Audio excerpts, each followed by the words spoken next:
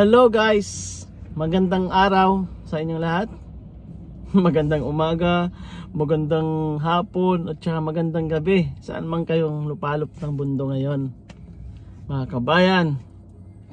Yun, kakatapos lang po ng aming trabaho, kakauwi lang po namin sa bahay. And yun, pagod pero ganoon talaga. Wala namang madaling trabaho eh. Kaya although kahit napagod, masaya pa rin po kami. Masaya po kaming nagtatrabaho. Ayun. Ito guys, kaya nga ako nag-vlog din ngayon kasi may mga nag-message po kasi sa akin. Tinatanong kung yung una sabi niya, yung isa sabi niya na kung paano raw po ako nakapunta dito sa New Zealand. Ano yung mga process na ginawa ko. Tapos yung isa naman sabi niya na kung ilang resume na ba ang naipasa ko bago ako naka-apply ng trabaho dito sa New Zealand. So yun, interesting questions ba yun guys? Kasi o nga naman, paano nga naman ba ako napunta dito at ilang CV nga naman ba yung naipasa ko bago ako nagkaroon ng trabaho dito sa New Zealand. Yun. Okay, yung una po, kung paano po ako nakarating dito, visit visa lang po ako dito guys. From Muscat, Oman. Kung alam niyo po yung Muscat, Oman sa Middle East, malapit po yan sa Dubai. Yan yung Muscat, Oman. Doon po ako galing. So hindi na po ako umuwi ng Pilipinas from Muscat, Oman. Tapos dumiretso na po ako dito sa New Zealand. And you know what guys, bago pa man ako pumunta dito sa New Zealand, bago ma-process yung visa ko, nanonood na ako ng mga vlogs ng mga Pinoy New Zealand, yung mga Pinoy traveler, sa Pinoy traveler or sa mga iba-ibang mga vlogger at pinapakita kung ano yung buhay dito sa New Zealand, kung paano sila nakapunta, yun, kung anong isura ng New Zealand. Yun guys, yung kung pinapanood mga iba-ibang vlogger yan. Kaya from there, nakakakuha rin ako ng ideas or nakakakuha rin ako ng informations na about New Zealand. Bago pa man ako makarating dito, nag-apply na ako online kasi sabi nga nila na nandito na online lahat yung application, at yun din yung sinabi ng kapatid ko eh. Ang application daw dito is online. So kailangan kong magpasa-pasa ng mga CV. Actually may mga site na na-apply dito sa New Zealand. At yun yung i-share ko po later on. Yun nga. Tapos yun, from that site nagpapasa-pasa, nagpo-forward lang po ako ng mga CV. Kahit minsan yung CV ko kasi iba-iba iba-ibang line siya. Like pag may mga pang hotel or pang warehouse, ganon guys, ganon yung paggawa ko ng CV ko noon. Hindi ko naman sinasabing gayahin niyo ako, pero kung ano yung format ng CV niyo, sa palagay niyo okay, yun na yun guys, yung gawin niyo. Yun. Tapos yun na nga, nung nakapunta na ako dito, nung makarating na ako dito, nagpasa-pasa pa rin po ako. And 1 week, may mga reply naman sa CV ko, may mga tumawag, pero sabi lang nila na una, tinanong sa akin kung eligible ba akong trabaho dito, like resident na ba ako or may working visa na ba ako dati dito, or lilipat lang ba ako ng company, parang ganon, if I am eligible na magtrabaho dito sa New Zealand. Syempre sabi ko hindi, kasi visit visa nga lang ako. Tapos nung sinabi kong visit visa lang ako, ayun, dinecline na nila yung application ko. So yun yung case ng mga visit visa guys na kagaya ko. Pero hindi ko naman po sinasabing pag visit visa ka dito is wala ka ng chance na makapag-apply. Ako nga guys, visit visa, diba, nakapag-apply ako ng trabaho at na-hire ako sa isang company. Yun, ang hanapin yun lang guys, yung accredited employer pag nag-apply kayo. Yung mga employer na nag-sponsorship, visa sponsorship. Yun. Actually, mayroon akong konting suggestion. Iyan ay kung gusto nyo lang. Yun, or na mayroon akong gustong i-share, i-share. Yun nga, yung pagpunta mo kasi sa isang bansa like dito sa New Zealand, alisin nyo, kung mahihayin kayo, alisin nyo yung hiya-hiya nyo, guys. Dapat yung, kumbaga, makapal yung mukha. Yan, pag mga nandito. Kasi kailangan mo makipag-socialize. Kasi from that socialize na nakikipag-socialize ka, nakakatulong kasi yun na sa paghanap mo ng trabaho kasi minsan yung mga nakakausap mong mga ibang Pilipino doon sa company nila nangangailangan pala sila ng staff na ready naman mag-sponsor yung company nila, pwede ka nilang i-recommend. Ganun guys. Kaya pag may mga birthday parties or mga party or mga basketball event or kung ano man yan, mga gatherings guys, kung invited, syempre pag invited kayo, yun, or yun, puntahan nyo lang, sama lang kayo para kailangan nyo yun, makipag-socialize kayo. Tapos make sure na pag nandito kayo, handa kayo guys, na hindi yung like for example sa akin, yung trabaho ko dati kasi sa Oman is sa office ako, sa warehouse. I-make sure mo na huwag kang mag-expect na kung ano yung trabaho mo doon sa pinanggalingan mo is yun din yung makukuha mong trabaho mo dito. Iba yun guys. Like ako, hindi rin, although hindi naman ako nag-expect na ganun din yung makukuha ng trabaho, pero nag-apply pa rin ako in line sa mga naging experience ko sa Oman tsaka sa Dubai. Pero yun nga, unfortunately hindi yun yung nakuha kong trabaho, kundi sa farm, yun nga, sa field. Kung dati sa office lang ako, ngayon sa field. Pero ako naman kasi guys, yun, hindi naman ako mapili sa trabaho. Yun yung dapat yung i-prepare na handa kayo lahat na flexible ba kayo? Flexible yung katawan nyo, flexible yung isip nyo sa trabaho. Kasi wag nyo i-expect kung anong trabaho nyo doon is yun din yung makukuha nyo dito. Siguro nangyayari po yan na hire sila because of their experience, the same position, something like that, or the same courses or something like that guys. Pero kaya dapat maging handa po kayo. Yun, tapos nung actually yung site pala na pinapasa-pasahan ko ng CV ko, yun yung seek.co.nz, seek.co.nz. Tapos yung isa is indeed.co.nz.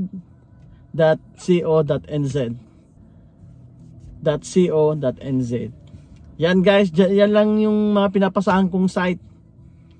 Tapos syempre nag-register ako doon. Tapos pagka-register ko, yun, pag may mga opening, nagsisend sila sa email ko. Ganun lang guys. Unfortunately guys, hindi ako na-hire through those. Pero hindi ko naman sinasabing walang chance yun na ma-hire kayo. Actually yun yung talaga mga ginagamit nila dito, yung mga nagsisend ng CV doon sa site na yon. Unfortunately kasi sa akin, iba yung nangyari kasi sa akin hindi ako na-hire doon, kundi may nag-recommend sa akin. Yun. Ang ginawa ko kasi nung second week na ako dito, nag-join ako ng group, Pinoy Christchurch ba yun? Something like that. Basta Pinoy Christchurch, something like that. Nag-join ako sa group na yon. Tapos on my second week dito, habang naghahanap-hanap ako ng trabaho, talagang yun, naghahanap-hanap ako. Medyo mahirap talaga, medyo mahirap. So nag-post ako doon sa, nag-share ako na sabi ko about my information. Sabi ko ganito ganyan, ako si ganito ganyan, ganito na ganyan yung experience ko, galing ako na ganito, I have more than 10 years or 15 years experience, ganito ganyan, sana matulungan nyo ako, kailangan ng trabaho, ganito ganyan. Yun yung mga ganun lang guys, yung mga pinost ko dun sa group na yon. Tapos one day may nag-message sa akin na isang Pilipino, at yun yung nag-recommend sa akin. To make the story short, siya yung nag-recommend sa akin para makapasok ako dito sa aking company ngayon. Kaya sobrang pasasalamat ko sa kanya kasi I believe, kasi naniwala ako na ginamit siya ni Lord para maka-apply ako dito sa company ko. Ayun. And you know what guys, nung na-invite namin siya, nung nagkaroon kami ng Thanksgiving sa bahay, dahil nga naka-apply ako ng trabaho ko, in-invite namin siya, yung nag-recommend sa akin. Although siya talaga first time namin makilala siya, first time namin makita. Hindi niya rin, wala talaga kaming, hindi ko siya kilala mismo guys.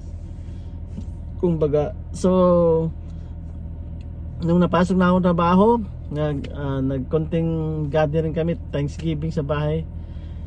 In-invite namin siya at ang pamilya. And you know what guys, yung kwento niya sa amin, sabi niya na sa kadami-dami daw siyang pwedeng ipasok dito sa company na nandito rin sa New Zealand. Ang kaibigan niya, kamag-anak niya, mag-anak ng misis niya. Pero bakit daw ako daw yung nai-recommend niya sa company? Yun yung whole story guys, na ako yung na-recommend niya dito sa company ko ngayon. Kaya yun, ganun nangyari yung kung paano ako nagkaroon ng trabaho dito sa New Zealand. Through recommendations, and good thing na napunta rin po ako sa maayos at generous na mga bosses. Mga boss namin is napaka-generous. Ayun nga. Yun yung kwento kung bakit ako napunta dito at nakapagtrabaho po dito sa New Zealand. And the second, yun nga, yung sa second question is kung ilang CV ba ang naipasa ko bago ako nakapagtrabaho dito sa New Zealand. Actually, marami ng CV, marami akong naipasang CV, siguro more than hundreds of CVs, more than 100 companies na aking in-applyan.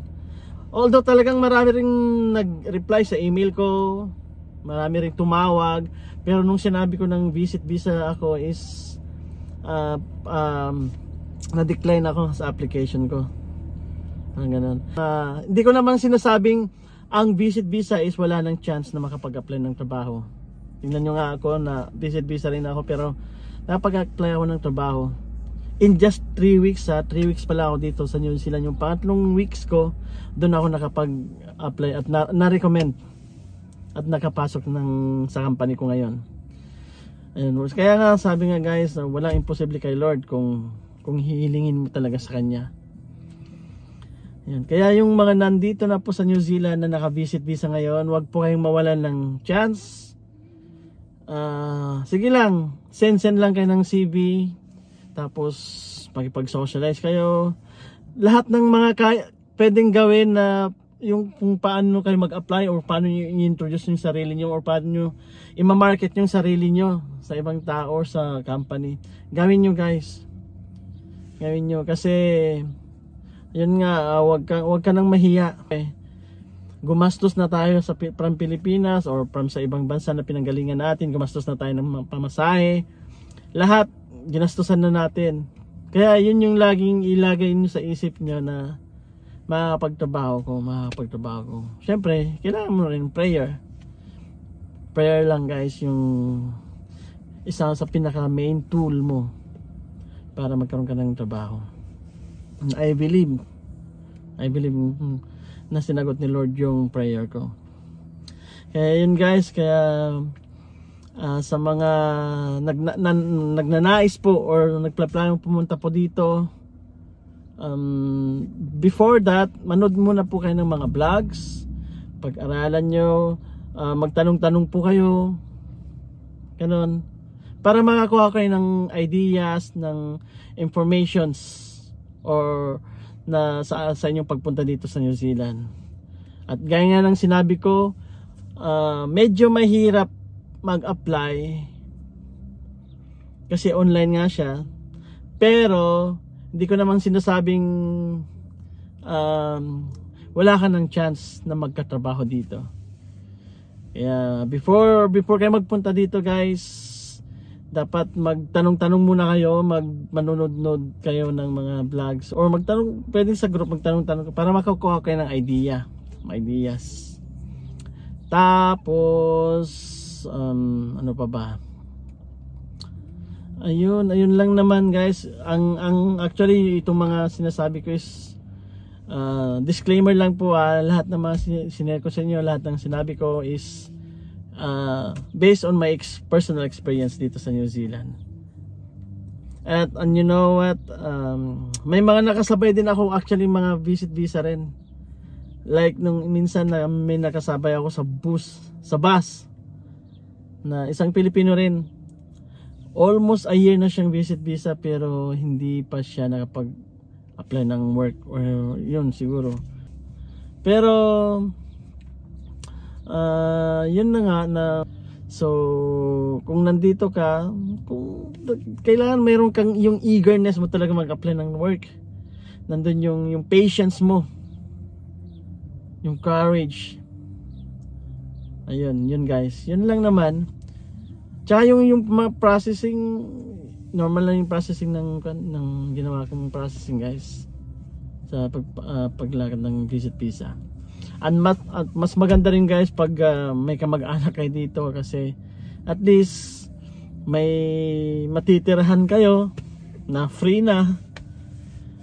Yun, may makakatulong sa inyong tirahan, lalo sa tirahan, kasi ang bayad dito po guys ng tirahan, ng rent, like for example mag-rent ka ng room, is per week ang rent dito, ang bayad.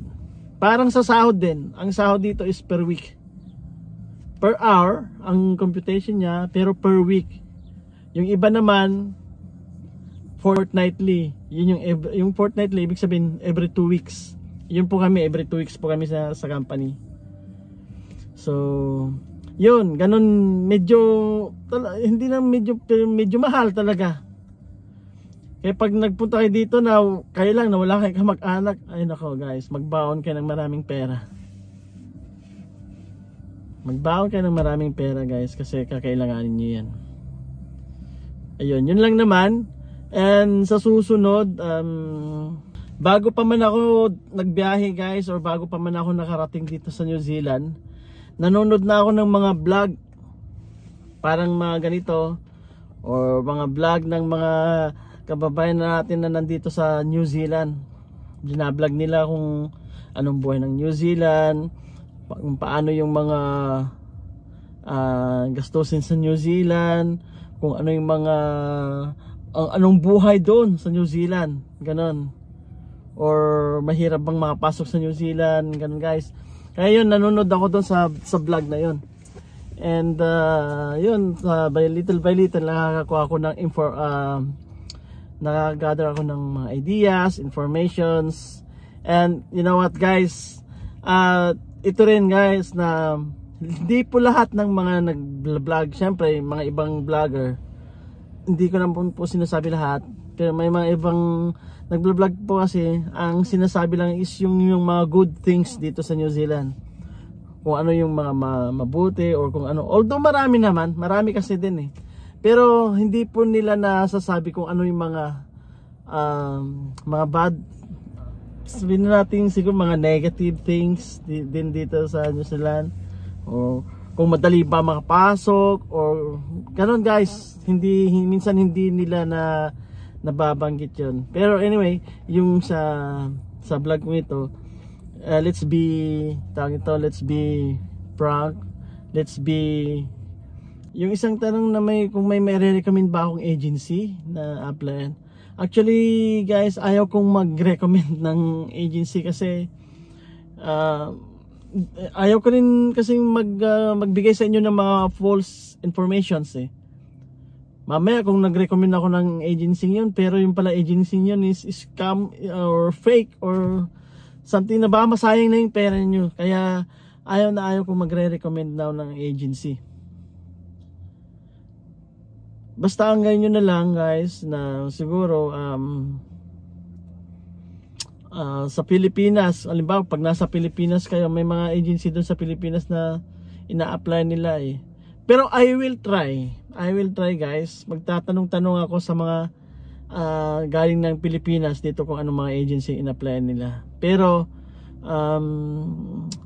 ito itatry ko lang guys, hindi ko sinasuggest na puntahan nyo or apply nyo or yung agency nyo, pero itanong ko sa mga kakilala ko na lang para sure. So that's all for now guys, and hopefully na ma-follow nyo ako dito sa page ko or sa FB account ko para tuloy-tuloy po yung pag-share ko po sa inyo mga informations, kung ano yung po nalalaman ko based on my experience or based sa mga nakakasalamuha ko, yung experience ng iba, ganun. I-share ko po dito guys kung paano po yun. Ano naman kayo binibigyan ng false hope about New Zealand, pero kailangan nyo lang ng more informative or more informations bago kayo makapunta dito, para alam nyo ang gagawin nyo at para alam nyo kung anong dapat gawin nyo pag nagpunta kayo dito. Yan lang guys muna, and I hope and I pray na in future na makarating po kayo dito sa New Zealand at makapagtrabaho, yung magkaroon ng magandang kita at makakatulong talaga sa inyong pamilya. Anyway, well, yun na lang muna guys. Salamat po sa inyong lahat. Pasensya na at mahaba tong yung share ko, pero I hope na nakakuha kayo ng informations, or I hope na nakatulong po ako sa inyo, pagbibigay ng information. At kung anong gusto nyong minsan na i-topic guys dito sa pag-share ko dito sa aking FB, pwede kayong mag-message below. Sabihin nyo, or kung may mga tanong kayo, mag-send lang kayo ng message dyan sa FB account ko, or dito sa after ng vlog na to. Okay guys, yun na lang muna. Salamat. God bless about isa.